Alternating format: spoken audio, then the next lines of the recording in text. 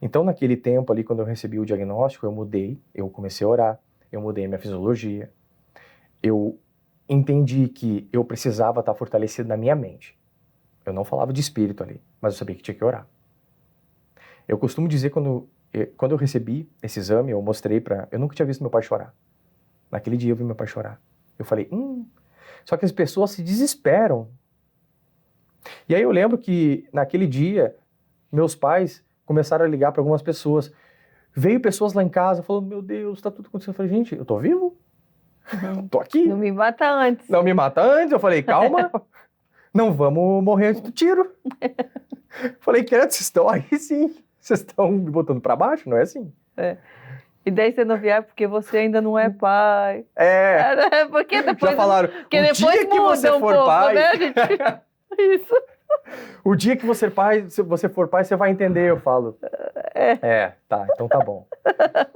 Aí, Karina, eu entendi que naquele tempo eu precisava me fortalecer. Aconteceu que eu fiz um outro exame, que é o PET scan, que é um exame onde mapeia todo o corpo, né?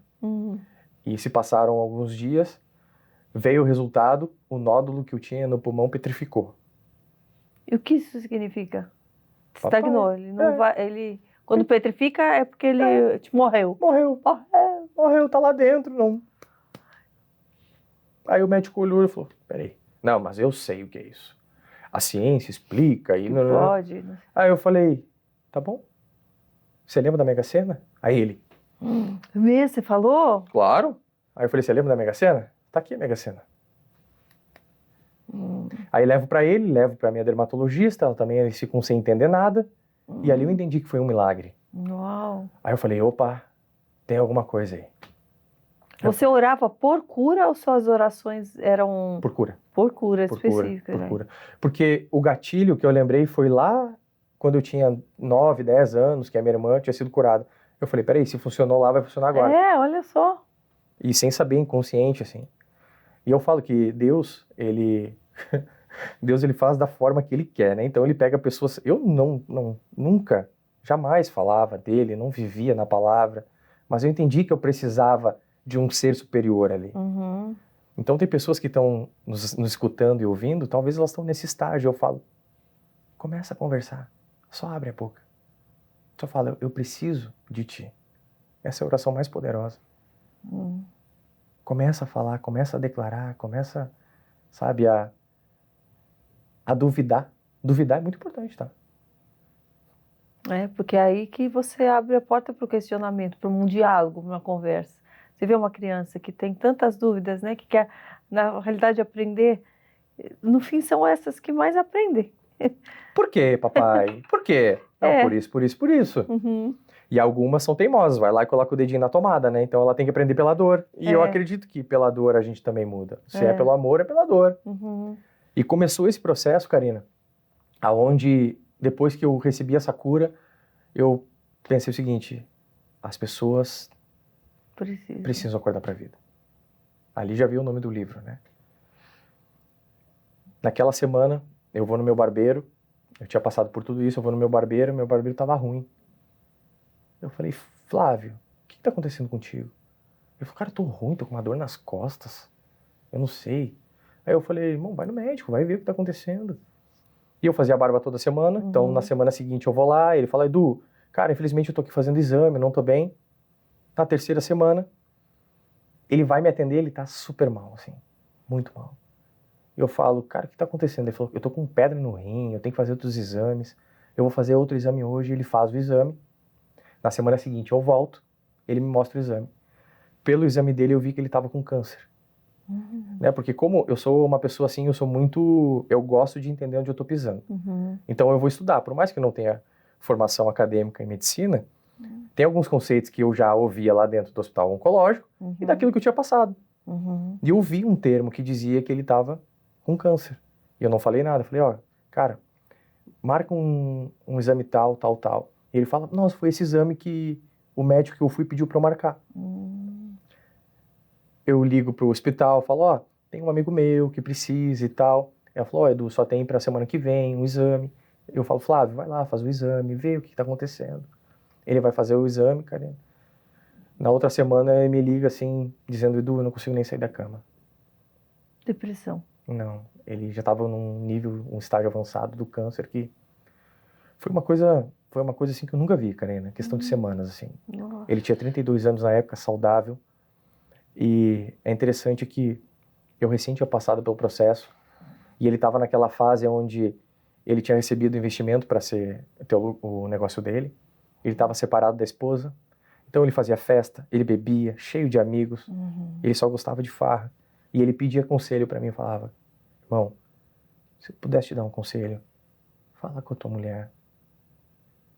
Cara, pede para Deus uma direção. Eu passei por um processo agora, sem saber que ele estava com câncer. E ele respondia isso para mim, cara, a vida é tão curta, eu tenho que aproveitar agora, depois eu vejo isso. Você vê como a visão distorce, né? Tem gente que acha que acordar para a vida é isso. É viver tudo de qualquer jeito, num dia, aproveitar todas as oportunidades. Exatamente. E aí você falou algo que é bem interessante. As duas visões, né? A visão daquela que, nossa, hoje eu vou viver então o amanhã. Ninguém sabe, então... Hoje eu vou fazer tudo aquilo que eu quero. Ao invés dela se preparar, né? E é interessante falar, Flávio, cuida, irmão. Pô, eu passei por esse processo, eu quero te ajudar.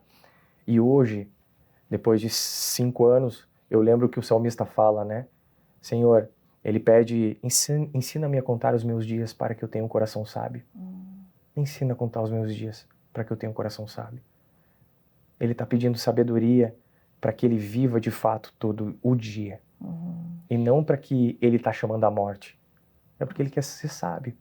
E lá atrás eu entendi isso, eu falava para ele.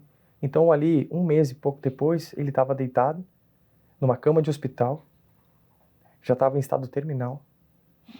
Eu chego num sábado ele falece, na quarta-feira eu chego no hospital para ver ele tá com um dreno no pulmão, ele tá mal, eu lembro até hoje da imagem da mãe dele no canto, eu entro, a mãe dele fala assim para mim, olha Edu, o Flávio vai sair daqui, a primeira coisa que ele quer é comer um pastel.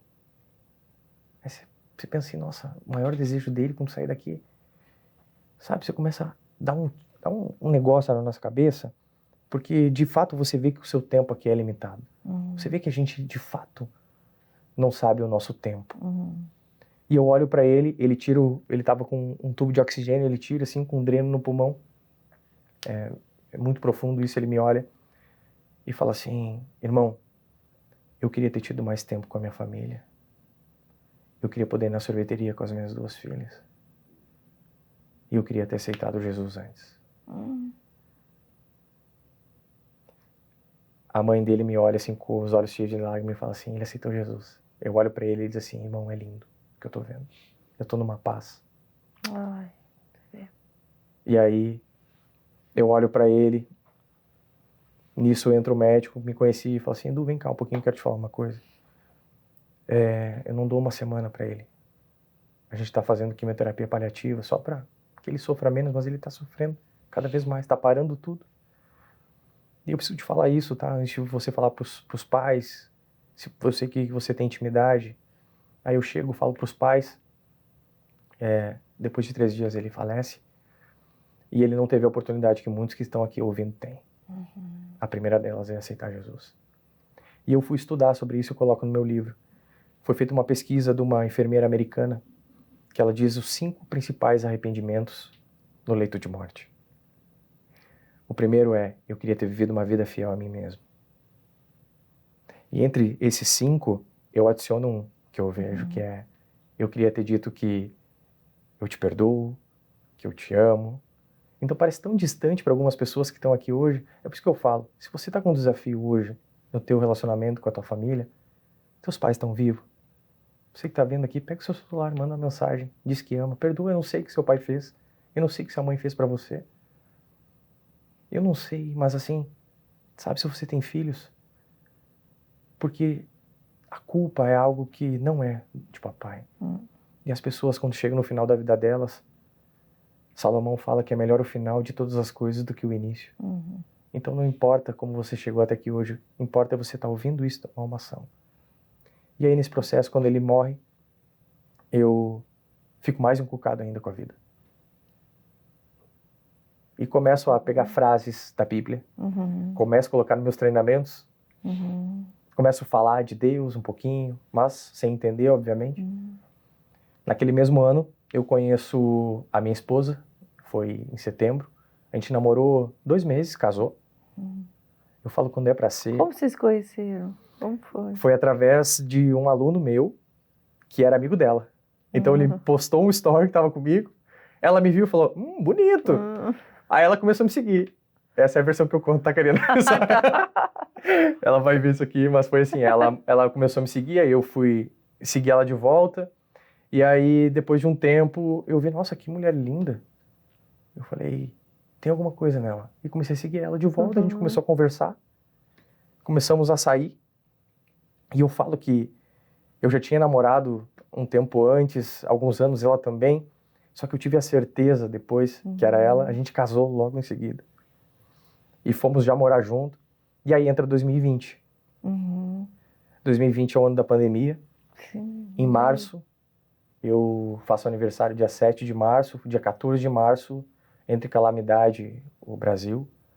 Começa a fechar os negócios, tudo. A minha empresa quebrou. E ela quebrou, isso eu ensino os empresários, porque eu achava que ter um CNPJ me tornava empresário. Né? Eu não entendia o movimento digital, já estava crescendo naquela época. A sua empresa era? Era de treinamento e palestra, tudo no offline. Sim. E eu tinha lá, eu não me posicionava no Instagram, por isso que é importante a gente se posicionar, a gente falar, tá no meio digital, porque quem não tá hoje já tá atrasado. E naquela época eu estava atrasado. E de fato aconteceu um movimento onde todos os eventos foram cancelados. E eu digo que aquele ano de novo, em menos de um ano eu tinha passado pelo câncer, eu falei assim, cara, é outra coisa que tá acontecendo. Eu falei, peraí, tem alguma coisa. Recém-casado, falei, e agora? Eu falei, como é que eu vou prover minha casa? O que eu vou fazer da minha vida? Eu falei, e agora, Deus? E aí eu falei, e agora, Deus? E ali eu falei, não, tem alguma coisa. Então, naquele tempo eu tive dívida, eu tive que devolver dinheiro, eu fiquei no fundo do poço.